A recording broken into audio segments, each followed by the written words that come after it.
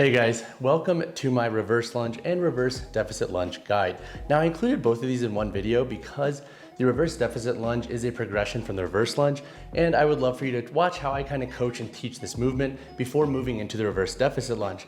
But that all being said, I have timestamped everything down below, so if you want to skip to any certain part, you can gladly do so, but I would highly suggest starting with the reverse lunge guide to see how I coach it, and then that way you can see how I kind of differentiate and bias the attention of what we're doing in the reverse deficit lunge. But that all being said, let's dive into the how-to. So to perform the reverse lunge, we're gonna break it down into 5 steps.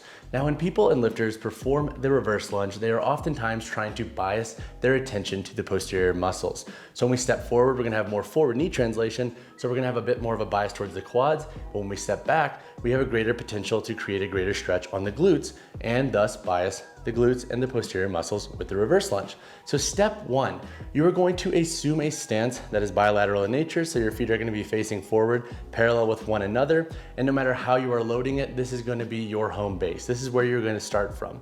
Step 2, before you initially step back, I want you to think about creating a slight hip shift in the leg that is planted. So if we are stepping back with our right leg, we're gonna think about slightly creating a hip shift and creating a tiny bit of internal rotation to bias our attention and our weight into this rounded leg's glutes. That'll be our left leg glute in this scenario.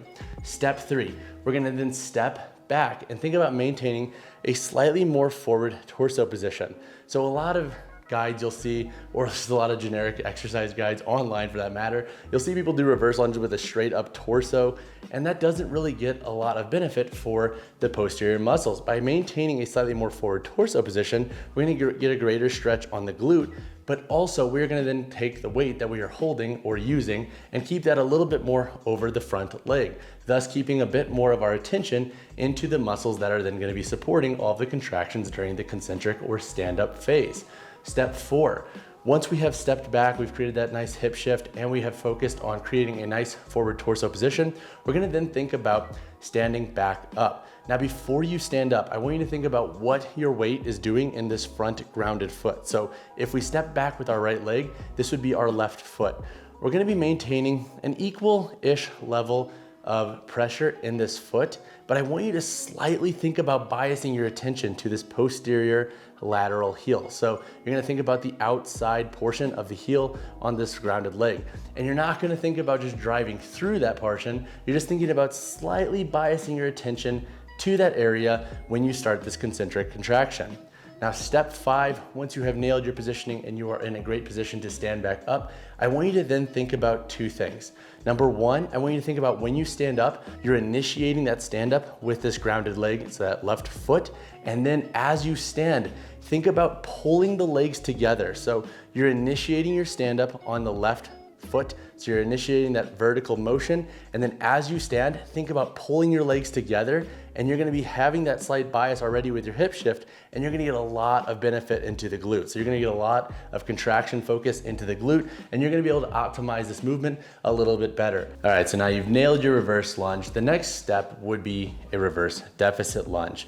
Now, obviously, play around with loading and make sure you really have your mechanics on lock before diving into this variation, because it is a progression. Now, how we're gonna perform this is gonna be very similar in nature to the reverse lunge. And I don't want you to think about changing too much with your thought process. In fact, a lot of the 5 steps are gonna be the same. So if you are just getting into reverse deficit lunges, I would highly suggest starting with like a 25-pound plate. So that's gonna be about like 1 inch, maybe 2 inches of a deficit. So that's gonna help us then ease into what it's like to create a greater range of motion in this exercise. The more we elevate that front foot, the greater range we're gonna have. So if you are just easing into this, I would say start with a 25-pound plate. Then as you progress and as you understand how this movement works when it comes to the differences between your normal reverse lunge and your reverse deficit lunge, you can go for like one of those plastic steps that you'll see in like step class, or even a 45-pound plate. Now, we're gonna do everything the same with the reverse deficit lunge that we did with the reverse lunge. The only difference that I really want you to think about is in the step back portion, how you are absorbing that greater range. So when you're stepping back, I want you to think about really controlling the lowering portion of this exercise. Don't just crash onto that knee, because with a greater range, we have more potential to create a greater stretch in the glute. So by slowing down our movement patterns and really focusing on how once we're biasing the hip and how we are biasing our load to keep a bit of a hip shift and a bias on that grounded leg, we're gonna be able to get a little bit more. Plus, with that greater range of motion, especially during the eccentric, we're gonna have a nice extra layer in time to load up that glute. And then we're gonna think about doing everything the same during the concentric. So we're gonna initiate it once again through that lateral posterior heel on that grounded foot, create a nice vertical momentum. And then as we stand, we're gonna think about pulling those legs together and really focusing on what our glutes are doing. So we're gonna stand, think about extending the knee, squeezing the quad, and squeezing the glutes simultaneously. So 3 tips and takeaways for programming that I would love for you to keep in mind with the reverse lunge and reverse deficit lunge is number 1, slow down. And that basically means slow down how you're progressing with these exercises, but also slow down literally. So when you are beginning, and if you are a beginner, start with your body weight and really understand how to bias certain aspects of this movement and do a nice slow eccentric, nice slow concentric, and make sure you understand what you're physically doing before you just rush into reps and step through reps and just kind of go through the motions and get a bunch of junk volume. Plus, that being said, when it comes to slowing down, don't just jump into reverse deficit lunges. Nail your movement patterns and your mechanics in the reverse lunge, and then ease into the reverse deficit lunge. And now while you are progressing through understanding the mechanics of the reverse lunge, let's say, pay attention to how you are loading. So if you're a beginner, start with your body weight, and then you can go with a singular load on one side, so a unilateral load, and the way you load will differentiate the adaptations you get. I would highly suggest starting with a contralateral load. So that means if you're stepping back with your right foot and your left leg is grounded, you're gonna hold the weight in the right side, and then you can progress that by using an ipsilateral load. So that's gonna be your same sided leg and hand holding the weight. And I have filmed a guide on the 2 of those talking about adaptations from each. I'm gonna link that up there. And then from there, you can do bilateral loading. You could do a front load, a back load, or even get into deficit lunges then. So all I'm saying is ease into this, don't rush the process, really understand your mechanics before moving into harder progressions or different forms of loading that might be a little bit more difficult for your needs. The second thing that I want you to think about is always keep in mind your torso position. So when we have a pelvis and a rib cage that are not really associated with one another, so when we see people doing these with like that extended vertical, like flared up rib position, we're not gonna get as much bang for our buck. We're now taking a lot of the load and taking it away from the leg that we're trying to load it on.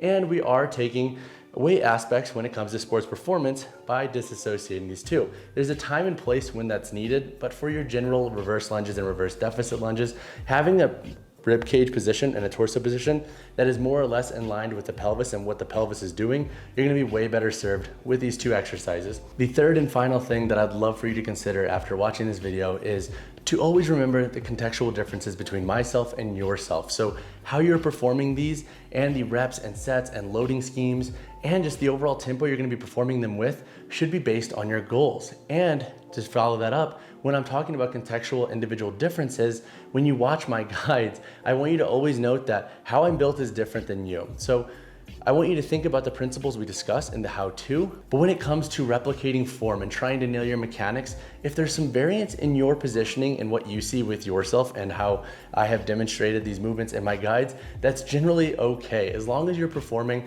a lot of these principles and more foundational concepts we are talking about and implementing them strategically, then you're probably gonna be just fine.